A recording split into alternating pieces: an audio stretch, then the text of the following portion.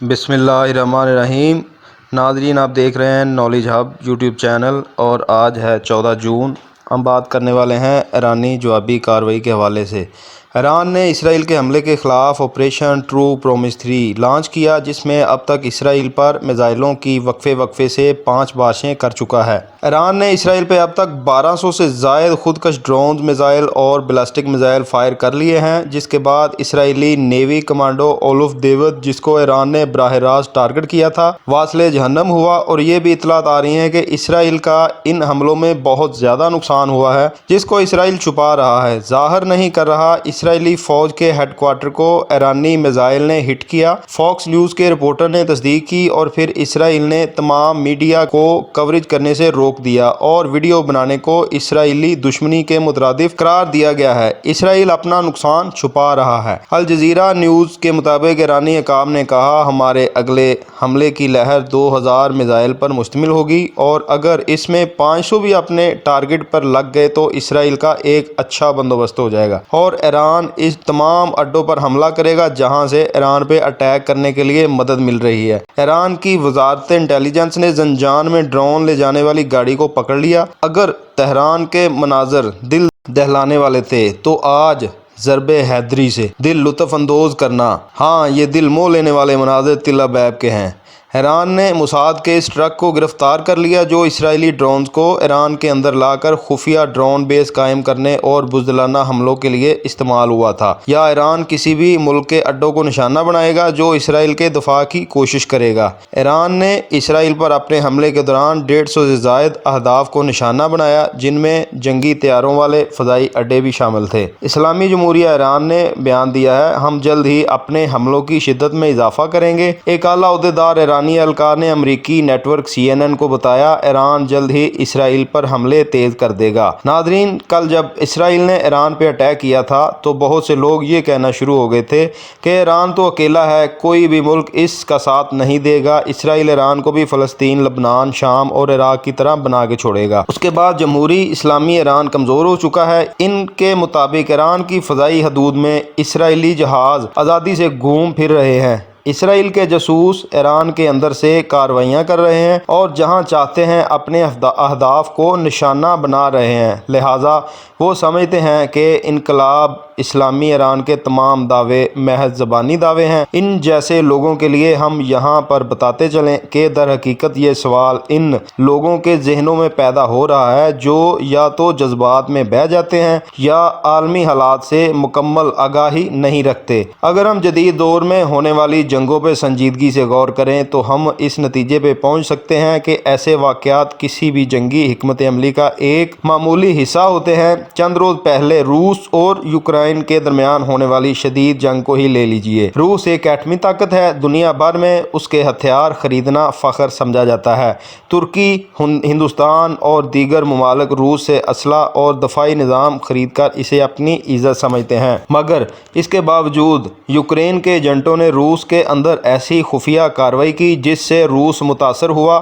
اس حملے میں تقریباً 40 لڑاکا طیارے اور 2 ایٹمی بمبار طیارے نقصان کا شکار ہوئے۔ ماہرین کے مطابق اس کارروائی میں روس کو تقریباً $8 ارب کا نقصان اٹھانا پڑا، مگر اس کے باوجود دنیا نے نہ تو روس کو کمزور قرار دیا اور نہ ہی روس نے فوراً کوئی جواب دیا، بلکہ روس نے صبر، حکمت عملی اور مکمل تیاری کے بعد یوکرین کو ایسا جواب دیا کہ یوکرین آج بھی اس کے نتائج بھگت رہا ہے۔ یہی صورتحال ہمیں پاکستان اور انڈیا کے درمیان ہونے والی مختصر لیکن اہم 4 روزہ جنگ میں بھی نظر آتی ہے۔ جب ہندوستان نے رات کی تاریکی میں پاکستان کے مختلف علاقوں پہ حملہ کیا، مساجد، مدارس اور شہری آبادیوں کو نقصان پہنچایا، جس کے نتیجے میں کئی معصوم شہری شہید ہوئے، اس کے بعد عوام میں شدید غم و غصہ پیدا ہوا اور فوری انتقام کا مطالبہ کیا جانے لگا۔ لیکن پاکستانی فوج، جو ایک پیشہ ور اور حکمت عملی رکھنے والی فوج ہے، نے جذبات کی بجائے تدبر اور منصوبہ بندی سے کام لیا۔ انہوں نے وقت لیا، اہداف طے کیے اور پھر ایسا بھرپور جواب دیا جس نے دنیا کو حیران کر دیا اور پاکستان کی عسکری صلاحیت کو تسلیم کروایا۔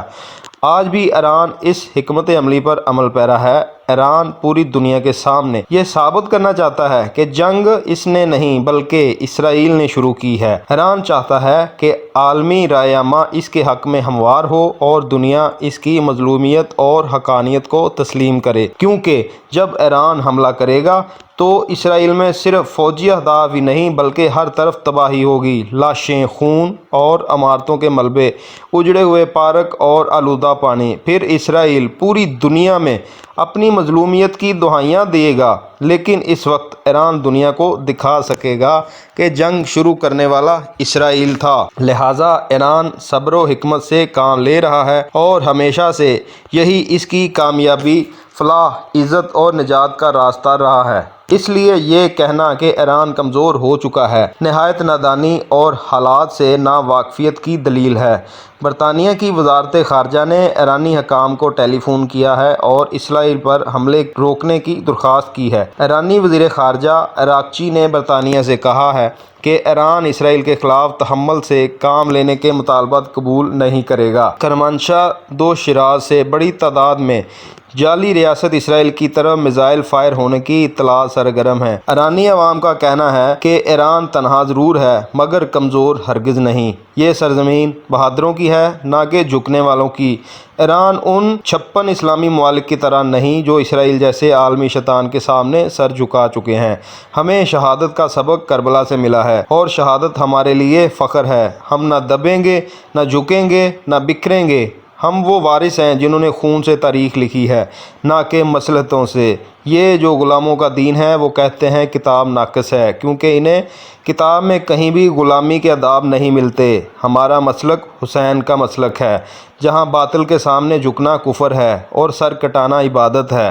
اور ابھی یہ بھی اسرائیلی میڈیا پہ خبریں گردش کر رہی ہیں کہ ایرانی بارڈر کے قریب علاقوں کو ہائی الرٹ کر دیا گیا تاکہ ایران نیوکلیئر تجربہ کر سکے۔ کسی تیسرے ملک نے ایران کی عسکری مدد کی اور اسی نے اسرائیلی طیارے مار گرائے۔ اسرائیلی میڈیا پہ یہ بحث چل رہی ہے۔ ایرانی سپریم لیڈر آیت اللہ خامنائی نے واضح کر دیا، اسرائیل کو حملے کے بعد بھاگنے نہیں دیں گے۔ صہیونیوں کے لیے زندگی مشکل ہو جائے گی، ہماری فوج تیار ہے۔ ایرانی میڈیا کہتا ہے کہ امریکہ کھل کر اسرائیل کا ساتھ دے رہا ہے، اس کو اس کی قیمت چکانی پڑے گی۔ ایران کے تازہ میزائل حملے میں اسرائیل کے مزید 10 افراد زخمی ہو گئے ہیں۔ اسرائیل نے مسجد اقصیٰ کے دروازے بند کر دیے۔ اسرائیل پہ ایران کے حملے کے بعد ایک شہر کی یہ تصاویر ابھی BBC نے جاری کی ہیں، جن میں ان کا کہنا ہے کہ یہ تصاویر آج صبح رشون لتزیون کی ہیں، جو تل ابیب کے جنوب میں وسطی ساحلی پٹی پر واقع ایک شہر ہے۔ ایک شہر کی ان تصاویر سے اندازہ ہوتا ہے ایران کا جوابی وار بھرپور رہا۔ ابھی BBC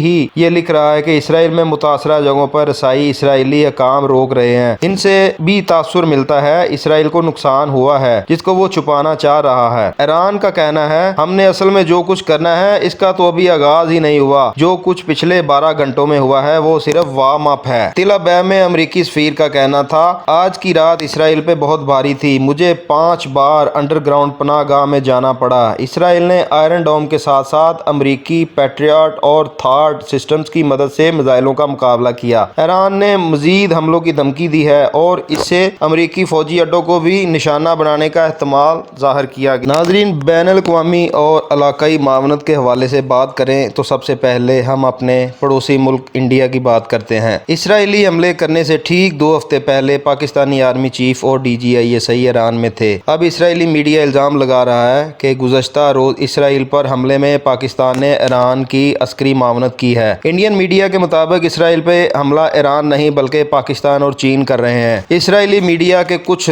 حلقے دعویٰ کر رہے ہیں کہ F-35 کو چینی PL-15 میزائل نے ہٹ کیا ہے، اسی PL-15 نے رافیل بھی گرایا تھا۔ عرب میڈیا کا دعویٰ ہے کہ بھارتی خفیہ ایجنسی را نے ایران میں اپنے نیٹ ورک کے ذریعے ایران کی جاسوسی کی اور حساس معلومات اسرائیل کو دی۔ ایران کے پاسداران انقلاب نے اسرائیل کے لیے جاسوسی کے الزام میں 73 افراد کو گرفتار کر لیا ہے، جن میں سے زیادہ تر ہندوستانی شہری ہیں۔ جی ناظرین، آپ صحیح سمجھے، پیشاب پینے والے ہندوستانی شہری۔ اسرائیلی میڈیا کا الزام، یہودی اخبار کے مطابق پاکستانی میزائل نے ایرانی حدود میں جو کہ پاکستان سے منسلک ہے پر اسرائیلی جدید F-35 کو گرایا ہے۔ یہ وہ ایرانی علاقہ ہے جو پاکستان سے منسلک ہے۔ پاکستان نے اپنی حدود میں رہتے ہوئے اسرائیلی جہاز کو ٹارگٹ کیا جو کہ ایران میں گر کر تباہ ہوا اور پائلٹ گرفتار ہوا۔ हुआ। इसराइल ने ईरानी मिसाइल लॉन्चर और एयर फील्ड तबाह कर दी थी। ईरान फौरी हमला नहीं कर सकता था। फिर तीसरा मुल्क इन्वॉल्व हुआ और इसने इसराइल और अमेरिका को सरप्राइज दे दिया। इसराइल की फौज ने हमले वाले मुकामात की तस्वीर या वीडियो शेयर करने पे पाबंदी लगा दी है। अल्हम्दुलिल्लाह इसराइल आयरन डोम सिस्टम, जिस पर इसराइल और अमेरिका को बहुत नाज था, मुकम्मल तौर पर तबाह हो चुका है। ईरान ने हाइपरसोनिक बैलिस्टिक मिसाइल खैबर से इसराइल पर हमले करने का ऐलान कर दिया। ईरान का कहना है कि खैबर मिसाइल से होने वाली तबाही दुनिया को हैरान कर देगी। खैबर मिसाइल की रेंज 2000 किलोमीटर है और ये आवाज से 8 से 16 गुना रफ्तार के साथ 1500 किलो तक वार हेड ले जाकर इसे ठीक निशाने पर दाग सकता है। इस मिसाइल की सबसे बड़ी खूबी यह है कि इसराइली एयर डिफेंस सिस्टम इसे रोक ही नहीं सकता। अब इसराइल नताज भुगतने के मराहल में दाखिल हो चुका है। आला कमांडर पासदारान इनकलाब। ईरान ने तमाम तर खामियों और गद्दारों के होते हुए भी इसराइल को तारीखी सबक सिखाया है। यहाँ तक कि अमेरिका भी शौक है और ट्रंप की बदमाशी वाली टून बदल चुकी है। अमेरिकी सदर डोनाल्ड ट्रंप का ईरान को फिर एटमी डील का मशवरा, जिसके जवाब में ईरान ने कहा है कि अब मुज़ाकरात का कोई फ़ायदा नहीं, मुज़ाकरात बेफ़ायदा और वक्त का ज़िया होंगे। ईरानी वज़ारत ख़ारजा का अमेरिका को करारा जवाब। इस वक्त हम सब्र व तहम्मुल का मुज़ाहरा करने की कोई भी अपील कबूल नहीं करेंगे। अमेरिका इसराइल की जवाबी कार्रवाई में थार्ड पैट्रियट दफाई निज़ाम फराम करके मावन कर रहा, बल्कि मुल्की फ़ज़ाई हदूद में सरगर्मी जारी है। अरब व मगरबी ममालिक खित्ते में फ़ज़ाई हदूद बंद और आलमी रहनुमाई करने वालों ने फौरी कशीदगी को कम करने की अपील की, जिसमें अक़वाम मुत्तहिदा, यूरोपीय यूनियन और फ्रांस वगैरह शामिल हैं। Access of resistance, Hamas, Hezbollah Iran की हमायत में बयानात दिए, लेकिन बराह रास्त मुज़ाकरात अभी नहीं हुई, मासवाए हौसी बागियों के जो शरीक हुए। इसराइली नुकसान, तैयारे वगैरह। तैयारों का बराह रास्त नुकसान। मौजूदा रिपोर्ट्स में इसराइली लड़ाका तैयारों के तबाह होने के हवाले से F-35 2 तैयारे और F-16 1 तैयारा ईरान ने मार गिराया है, जिसके बाद ईरान F-35 तैयारा गिराने वाला दुनिया का पहला मुल्क बन गया है। मुस्तकबिल में मजीद हमले मुमकिन हैं। खतरे के पेश नज़र बहरान बरकरार रहेगा। यह सूरत हाल इतनी नाजुक है, इसमें आलमी ताकतों का किरदार खास तौर पर अहम रहा। अमरीकी दफाई ताउन कर रहा है, जबकि दीगर आलमी रहनुमा कशीदगी कम करने की कोशिश कर रहे हैं। पूरी दुनिया में मुस्लिम ममालिक ईरान के हक में अपने अपने मुल्कों में रैलियां निकाल रहे हैं। आज हम अपनी इस वीडियो का इख्तिताम इस दुआ से करते हैं कि अल्लाह ताला मजलूम की मदद फरमाए और जालिम को और इसके हवारियों को नेस्तो नबूद फरमाए। अल्लाह ताला हम सब का हामी और नासिर हो। नॉलेज हब यूट्यूब चैनल देखते रहिए, वीडियो को लाइक, सब्सक्राइब और शेयर भी करते रहें। मिलते हैं अगली वीडियो में। अल्लाह हाफिज़।